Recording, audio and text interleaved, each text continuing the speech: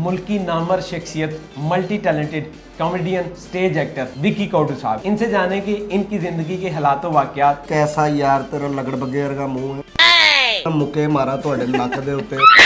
कितना कमा लेते हैं महीने ਤੁਹਾਨੂੰ ਧਾਰੇ ਚਾਹੀਦੇ ਨੇ का? कद कितना होगा टोटल? ਤਕਰੀਬਨ ਕੋਈ 9 ਫੁੱਟ ਤੇ ਪੈਰ ਮੇਰੇ ਜ਼ਮੀਨ ਤੇ ਨਹੀਂ ਲੱਗਦੇ। उर्दू पॉइंट की वीडियोस देखने के लिए हमारा चैनल सब्सक्राइब कीजिए और बेल के आइकन पर क्लिक कीजिए ताकि आप हमारी तमाम आने वाली वीडियो से बाखबर रह सकें। अस्सलाम वालेकुम, उर्दू पॉइंट के साथ मैं हूं अब्दुल्ला खान। नाज़रीन, मेरे साथ मौजूद हैं मुल्क की नामवर शख्सियत, multi talented comedian, stage actor Vicky Kautu साहब। इनसे जाने कि इनकी ज़िंदगी के हालात वाकयात, थिएटर में कैसे आए, कितनी स्ट्रगल की और इतना नाम कैसे कमाया। अस्सलाम वालेकुम। वालेकुम सलाम, कैसे हैं अब्दुल्ला भाई? ठीक है मैं आप? अल्हम्दुलिल्लाह ठीक ठाक। आप वाह सुनाएं? जी वाह, वेलकम आपको Gujranwala. Thank you so much. आप हमारे गुजरांवाला आए, कैसे हैं आप? ठीक ठाक? अल्हम्दुलिल्लाह। मैंने मेरा के रिक्शा टाइम में से आई ਜਾਂਦੇ ना तो ਤੁਹਾਨੂੰ ਮੈਂ ਇੱਥੇ ਚਿੜੇ ਖਵਾਉਂਦਾ, ਪਾਵੇ ਖਵਾਉਂਦਾ। पहले आप ही तो खाओ, सेहत बने तो। कौटू साहब, थैंक यू सो मच। आप माशाल्लाह मल्टी टैलेंटेड हैं। मैं पहले ਇਹਦਾ आपसे ਮਤਲਬ ਕੀ ਹੈ ਪਹਿਲਾਂ ਤਾਂ ਮੈਨੂੰ ਇਹ ਦੱਸੋ ਨਾ। ਇਹਦਾ ਮਤਲਬ ਹੈ ਕਿ ਬਹੁਤ ਜ਼ਿਆਦਾ ਕਰੈਕਟਰ ਨੇ ਤੁਹਾਡੇ ਚ, ਤੁਸੀਂ ਅੱਲਾਹ ਦਮੂਏ ਹੋ। ਇਹ ਅੱਲਾਹ ਪਾਕ ਦਾ ਨਿਜ਼ਾਮ ਹੀ ਹੈ। अच्छा, विद ऑल ड्यू रिस्पेक्ट, इसका मकसद हरगिज नहीं है कि कौटू साहब की जो बॉडी शेमिंग की जा रही है, बल्कि इनके साथ हंसी मजाक किया जा रहा है। बिल्कुल बिल्कुल जी, ऐसी कोई बात नहीं है। ये अब्दुल्ला भाई आए हैं हमारे पास और बड़े ही प्यारे हैं और इन्होंने कहा है जी कि हमने आपका इंटरव्यू करना है और मैं कहा तुसी जिंज दा मर्जी इंटरव्यू कर लो, ऐसी कोई प्रॉब्लम नहीं है। Thank you so much. अच्छा कौटू साहब, मुझे ये बताइएगा, मैं भी पंजाबी शुरू हो रहा था। जिवें मर्जी कर लो, पंजाबी कर लो, उर्दू कर लो, मैं इंग्लिश च गल कर लो मेरे ना, मैं हथे ना हो जाना मेरा। नहीं नहीं, नो प्रॉब्लम। ओह यार, अच्छा। लफ्ज़ एवें नहीं आउंदे, ये बंदा पढ़िया लिखिया होवे तो फिर ही आउंदे। Kindly grant me leave for one day. अच्छा अच्छा कौटू साहब, मैं जानना चाहूंगा आपसे, थिएटर में कब आगाज किया आपने, यानी पहला कदम कब रखा? ये थिएटर में कदम रखा था हमने 1997 में। तब आप कितने थे? तब भी इतने ही थे और कितने थे। ठीक है यार तुम मैनू नुक्स कड्ढन आए हो। नहीं नहीं, मैं जानना चाह रहा था कि कितनी उम्र थी तब ना, थोड़ा जिहा कोई ना इन्ना को नीवा होवांगा ते एज सी मेरी तकरीबन 12 साल। 12 साल। हाँ, माशाल्लाह। 13 साल। तो थिएटर में आने की क्या वजह बन गई? शौक। हाँ जी, मैं स्कूल में पढ़ता था ना, जी जी। तो स्कूल में जो खाके होते थे, जो मैट्रिक पास करके आगे जाते थे कॉलेज में, तो हम उनको एंटरटेनमेंट के लिए वो पार्टी दिया करते थे। अच्छा, तो उसमें भी बढ़ चढ़ कर मैं ही हिस्सा लेता था। यानी एक्ट किया करते थे स्टेज एक्ट पर? किया करते थे, तो नात खाने भी मैं ही किया करता अच्छा। था, असेंबली में भी मैं ही खड़ा होता था साथ में। माशाल्लाह। तो खाके वगैरह, तो बड़े दोस्त यही कहते थे कि यार ये फनकार बनेगा ये ना। मैं अपने वालों कहना सा जी कि मैं पायलट बनागा। पायलट? ओह नो, पायलट जहाज ही ना बन गए तुसी। ਉਹ ਭਾਈ ਜੀ 12 ਸਾਲ ਤੱਕ ਤੇ ਮੈਂ ਰਿਹਾ ਪਾਇਲਟ ਹੀ। ਜਦੋਂ ਅੱਗੋਂ 13ਵਾਂ 14ਵਾਂ ਚੜਿਆ ਨਾ, ਤੇ ਮੈਂ ਆਖਿਆ ਇਹ ਪਾਇਲਟ ਜਿਹੜਾ ਨਾ ਇੱਥੇ ਹੀ ਹੈ, ਇਹ ਪਾਇਲਟ ਕਿਸੇ ਹੋਰ ਕੰਮ ਦਾ ਪਾਇਲਟ ਹੋਏਗਾ, ਲਿਹਾਜ਼ਾ ਜਹਾਜ਼ ਦਾ ਪਾਇਲਟ ਨਹੀਂ ਹੋਏਗਾ। अच्छा, पढ़ाई कहाँ तक की फिर आपने? ਪੜ੍ਹਾਈ ਮੈਂ 9ਵੀਂ ਤੱਕ ਪੜਿਆ। ਤੁਹਾਨੂੰ ਜਾਣ ਦਿੰਦੇ ਸੀ ਨੌਵੀਂ ਚ? ਮੈਂ ਧੱਕੇ ਨਾਲ ਗਿਆ ਵਾਂ ਕਿ ਬਲਕਿ ਧੱਕੇ ਨਾਲ ਮੈਂ ਪੜ੍ਹਿਆ ਵਾਂ। 8ਵੀਂ ਦੇ ਵਿੱਚ ਜਾ ਕੇ ਨਾ ਤੇ ਮੈਂ ਪਿੰਡੀ ਚਲਾ ਗਿਆ। ਮੇਰੇ ਉਸਤਾਦ ਨੇ ਲਾਲਾ ਯਾਰ ਮੁਹੰਮਦ ਖਾਨ ਸਾਹਿਬ। अच्छा। ਉਹ ਫਿਰ ਨਾ ਮੇਰੇ ਰਿਸ਼ਤੇਦਾਰ ਸਨ ਤੇ ਉਹਨਾਂ ਦੇ ਥਰੂ ਮੈਂ ਉਹਨਾਂ ਦੇ ਕੋਲ ਗਿਆ ਵਾਂ, ਸਿਫਾਰਿਸ਼ ਕੀਤੀ? ਸਿਫਾਰਿਸ਼ ਕੀਤੀ ਕਿ ਮੇਰਾ ਇਹ ਸ਼ੌਕ ਹੈ। ਉਹਨਾਂ ਨੇ ਕਿਹਾ ਜੀ ਕਿ ਤੂੰ ਜਦੋਂ ਤੇਰਾ ਸ਼ੌਕ ਹੈ ਤੇ ਤੁਸੀਂ ਪਿੰਡੀ ਆ ਜਾਓ, ਨਾਲ ਨਾਲ ਪੜ੍ਹਾਈ ਕਰੋ ਤੇ ਨਾਲ ਨਾਲ ਤੁਸੀਂ ਆਪਣਾ ਕੰਮ ਵੀ, ਸ਼ੌਕ ਵੀ ਪੂਰਾ ਕਰਨਾ।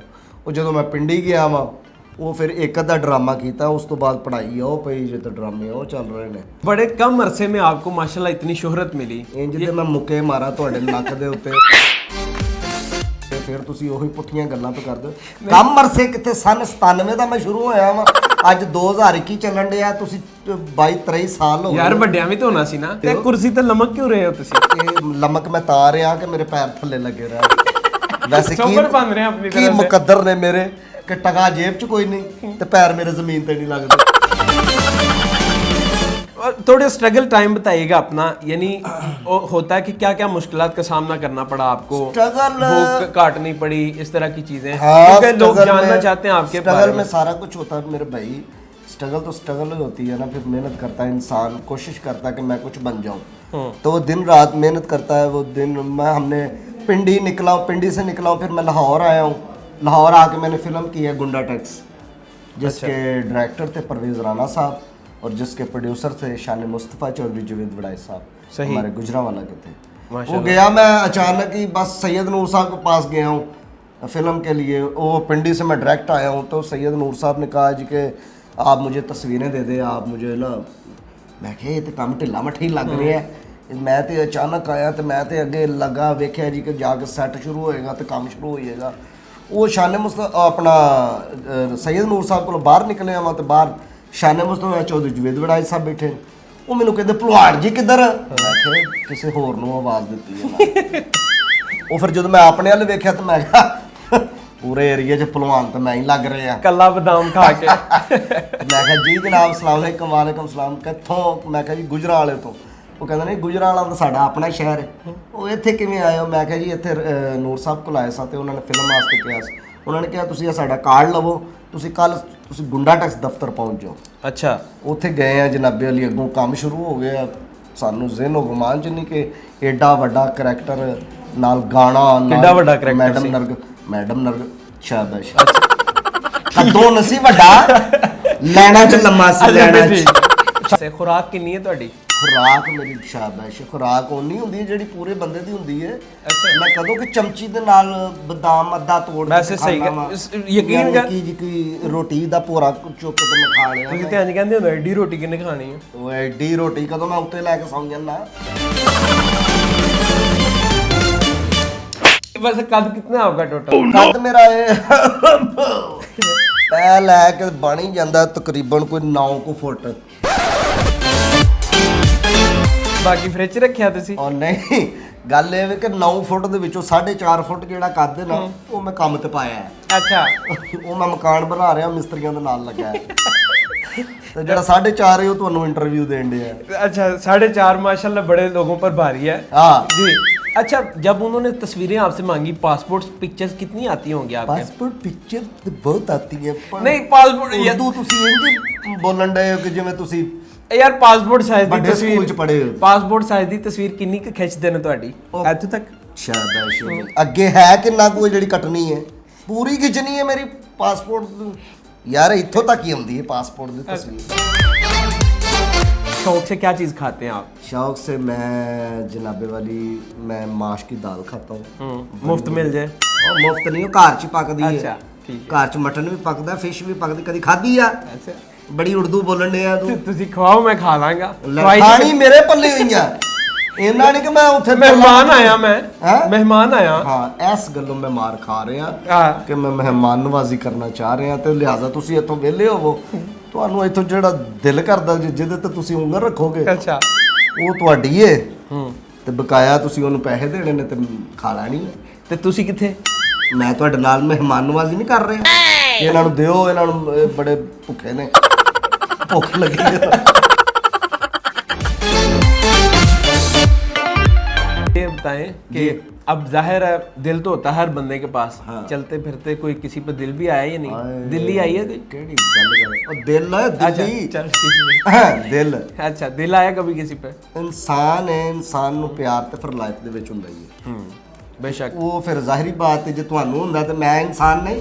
अब नहीं मैं मान लेना। ਮੈਨੂੰ ਜਿਹਦੇ ਨਾਲ ਪਿਆਰ ਹੋਇਆ ਅੱਲਾਹ ਪਾਕ ਨੇ ਸ਼ਾਦੀ ਵੀ ਮੇਰੀ ਉਹਦੇ ਨਾਲ ਹੀ ਕੀਤੀ ਹੈ।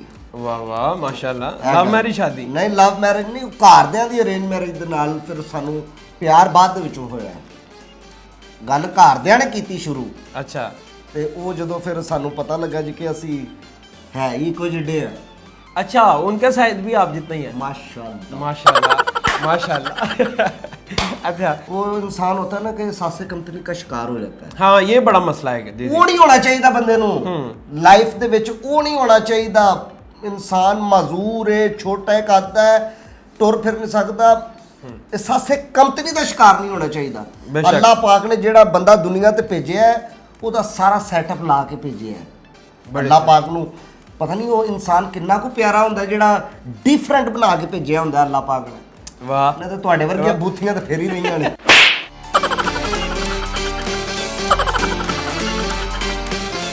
कौटी साहब मैं वैसे एक सीरियस नोट पे जानना चाहूँगा, जितने भी लोग ऐसे हैं सीरियस नोट वाला की ਹੁੰਦਾ? ਉਹ ਕੀ ਹੁੰਦਾ? दवाई ਦਾ ਨਾ ਹੈ।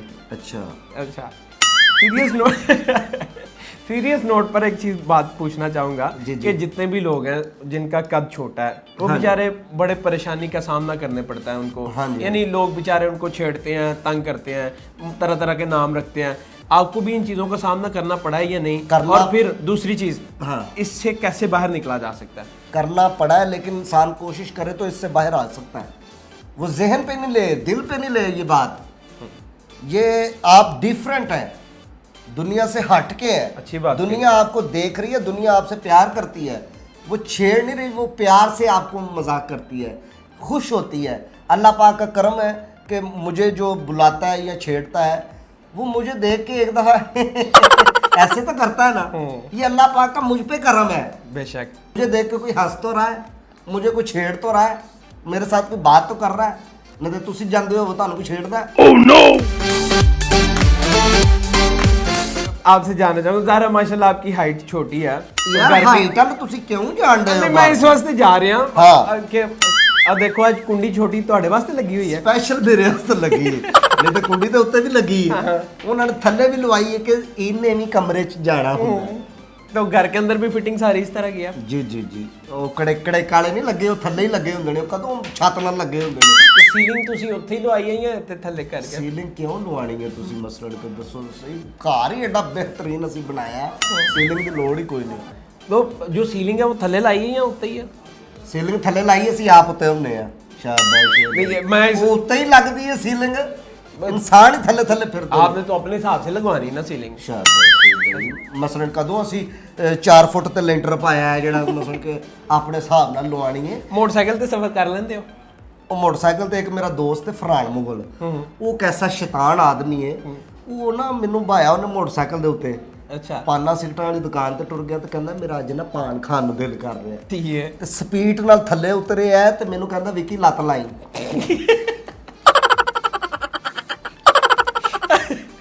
विकी लत लाई ਆਹੋ फिर ਉਹ ਤੇ ਟੁਰ ਗਿਆ ਤੇ ਲੱਤ ਹੁਣ ਜਾਈ ਜਾ ਰਹੀ ਹੈ, ਜਾਈ ਜਾ ਰਹੀ ਹੈ, ਲੱਤ ਲੱਗ ਹੀ ਨਹੀਂ ਰਹੀ। ਤੇ ਮੈਂ ਥੱਲੇ ਤੇ ਮੋਟਰਸਾਈਕਲ ਉੱਤੇ, ਫਿਰ ਉਹ ਮੈਂ ਉਹਨੂੰ ਬਿਸਤ ਕੀਤਾ। छापर च पाक खड़िया तो स्टेचर ते ਉਹਨੇ ਨਹੀਂ, ਅਸੀਂ 60 ਸੁੱਟ ਨਹੀਂ ਲੱਗੀ, ਅੱਲਾ ਮਾਫ ਕਰੇ, ਬਚਤ ਹੋ ਗਈ ਹੈ। ਲੇਕਿਨ ਮੈਂ ਇਹ ਉਹਨੂੰ ਜ਼ਰੂਰ ਪੁੱਛਿਆ ਕਿ ਇਹ ਲੱਤ ਲੱਗਦੀ ਹੈ ਹੈ ਤੂੰ ਆਪਣੇ ਪਿੱਛੇ ਕੀ ਜੌਨ ਸੀਨਾ ਭਾਇਆ ਸੀ ਜਿਹੜਾ ਜਿਹਨੂੰ ਕਹਿਣ ਲਿਆ ਤੂੰ ਲੱਤ ਲੱਗ। ਬੜਾ ਹੀ ਸ਼ੈਤਾਨ ਆਦਮੀ ਹੈ, ਇਸ ਉਹ ਤਰ੍ਹਾਂ ਹਰਕਤਾਂ ਕਰਦਾ ਰਹਿੰਦਾ ਮੇਰੇ ਨਾਲ। कितने बच्चे हैं अभी माशाल्लाह? बच्चे माशाल्लाह मेरे 2 हैं, अच्छा। एक बेटा है एक बेटी है। माशाल्लाह। अल्लाह पाक ने मुझे रहमत से भी नवाजा है, अल्लाह पाक का बड़ा नेमत से करम भी है। नवाजा है। नेमत से भी नवाजा है, रहमत से भी नवाजा है। तो उनको क्या आगे बनाना चाहते हैं? एक्टर ही बनाना चाहते हैं और या नहीं क्या? मेरे भाई, कैसा यार तेरा लगड़ बगैर का मुंह है। ये वैसे उनको इंशाल्लाह। इस फील्ड में क्यों नहीं लेके आना चाहते? ज़ाहिर है इज्जत है, पैसा है, सारी चीजें हैं, शोहरत है। वो ये है ना कि मेरी हाइट छोटी है, तो मेरी तो मजबूरी थी, बल्कि मजबूरी नहीं, मेरा शौक भी था। और अल्लाह पाक ने मेरी ड्यूटी लगा के भेजी थी कि ये आपने काम करना है। ठीक है। ये मेरी कोशिश थी कि मैंने वो करना है और किया है। और ये बड़ा मुश्किल काम है।